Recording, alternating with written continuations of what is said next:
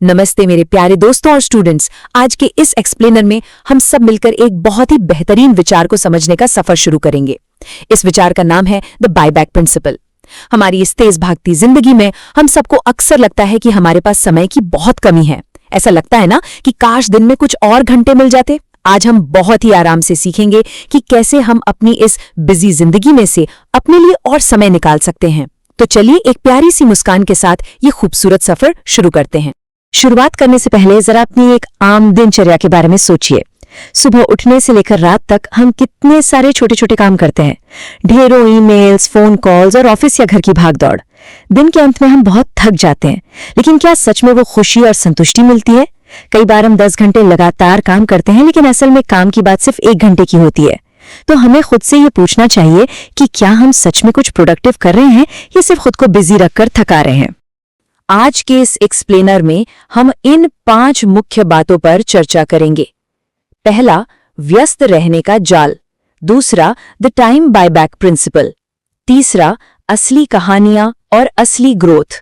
चौथा, इन्फोसिस के सफलता की कहानी। और 5वां, हमारे भविष्य के लिए एक्शन स्टेप्स। तो चलिए सबसे पहले बात करते हैं सेक्शन 1 की, व्यस्त रहने का जाल। हम अक्सर ये गलती कर बैठते हैं कि हमें हर काम खुद ही करना चाहिए। आइए इसे एक बहुत ही प्यारी सी कहानी से समझते हैं।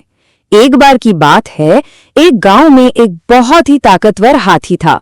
गांव के लोगों ने उससे सारा काम करवाना शुरू कर दिया। कभी वो भारी लकड़ियां उठाता, कभी पत्थर धोता, तो कभी कुएं से पानी लाता।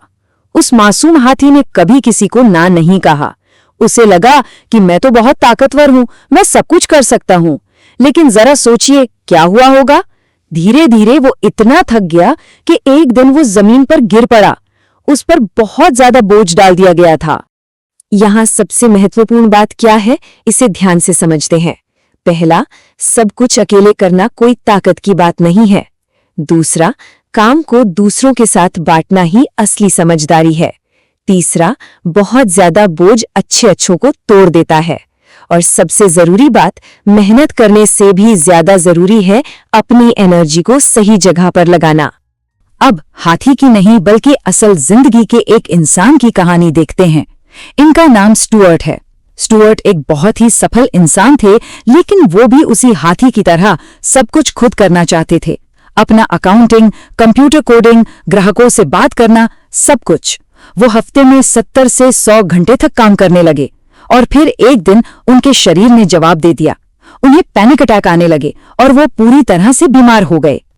तो दोस्तों, हमारी की टेक अवे क्या है? याद रखने वाली बातें ये हैं कि सब कुछ अकेले करना बहुत खतरनाक है। अगर काम करने का कोई सिस्टम नहीं है तो सफलता भी सिर्फ स्ट्रेस लेकर आती है। और ये हमेशा याद रखिए कि अगर हम खुद काम से ब्रेक नहीं लेंगे तो हमारा शरीर हमें जबरदस्ती रोक देगा।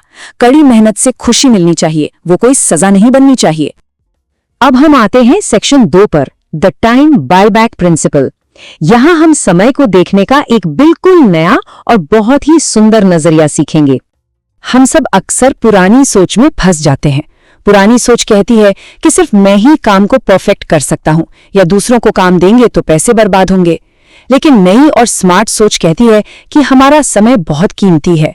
जरा सोचिए, अगर कोई बहुत बड़ा मैनेजर अपने ऑफिस की चाय की मशीन खुद ठीक करने लगे तो क्या वो सही होगा? बिल्कुल नहीं। उसका समय तो बड़े और अच्छे फैसले लेने के लिए है। इसे ही बायबैक प्रिंसिपल कहते हैं। आसान भाषा में इसका मतलब है कि पैसे या संसाधनों का थोड़ा सा उपयोग करके अपने लिए समय वापस खरीदना और फिर उस बचे हुए समय का इस्तेमाल ऐसे काम में करना जो सच में हमारे लिए बहुत जरूरी है और हमें आगे बढ़ाता है।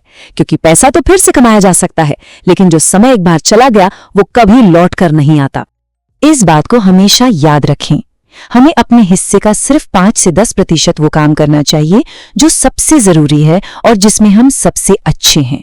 बाकी का 90 से 95% काम हमें दूसरों को सौंप देना चाहिए। हमें दिन में और घंटों की जरूरत नहीं है, बल्कि समय के सही उपयोग की जरूरत है। आजादी हमेशा सही जगह फोकस करने से ही मिलती है। तो ये सिद्धांत असल में कैसे काम करता है? चलिए सेक्शन 3 में देखते हैं, असली कहानियां, असली ग्रोथ। हम अपनी रोजमर्रा की जिंदगी के कुछ उदाहरण लेते हैं। चलिए स्कूल या कॉलेज का उदाहरण लेते हैं। यहाँ 2 स्टूडेंट्स हैं, राहुल और आशा। राहुल बहुत स्मार्ट है, वो सिर्फ उन विषयों पर ज्यादा फोकस करता है जो परीक्षा के लिए सबसे जरूरी हैं, और जब उसे समझ नहीं आता तो वो अपनी टीचर से मदद ले लेता है। इसलिए वो बिना स्ट्रेस के खुश रहता है। वहीं आशा सब कुछ अकेले ही पढ़ने की कोशिश करती है। वो किसी से मदद नहीं मांगती, इसलिए अक्सर कंफ्यूज रहती है और अपना समय बर्बाद करती है। ऑफिस में भी कुछ ऐसा ही होता है।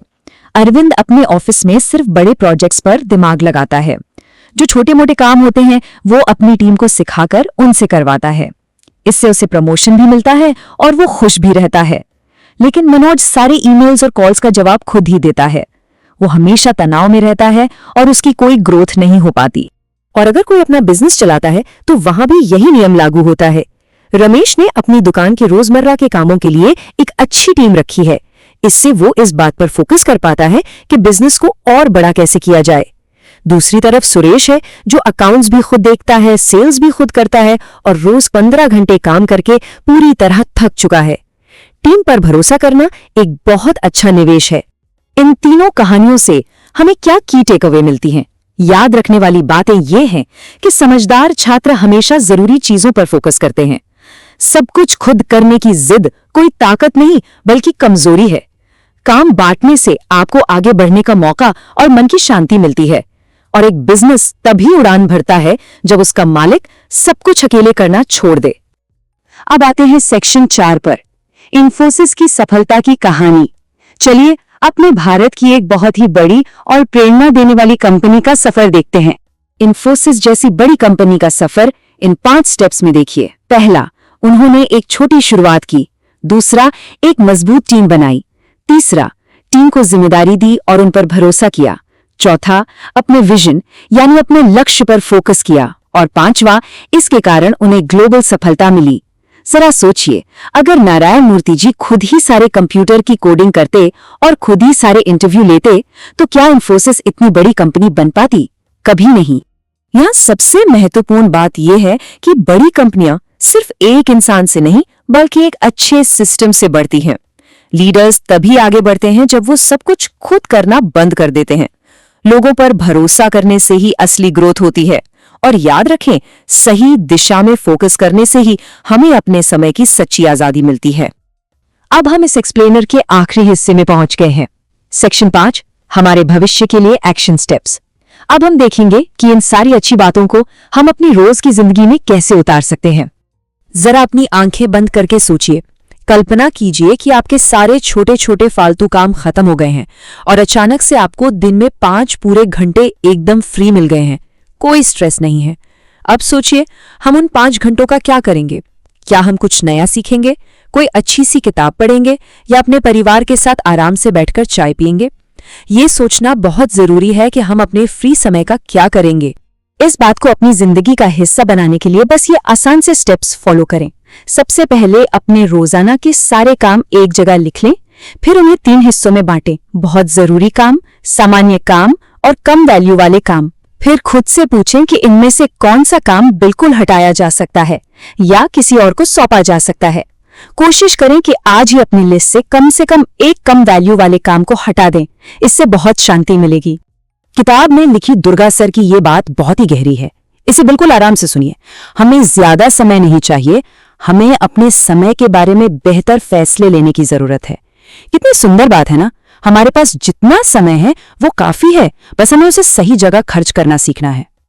तो चलिए आज का ये एक्सप्लेनर हम एक बहुत ही प्यारे संकल्प के साथ खत्म करते हैं। इसे अपने मन में दोहराइए।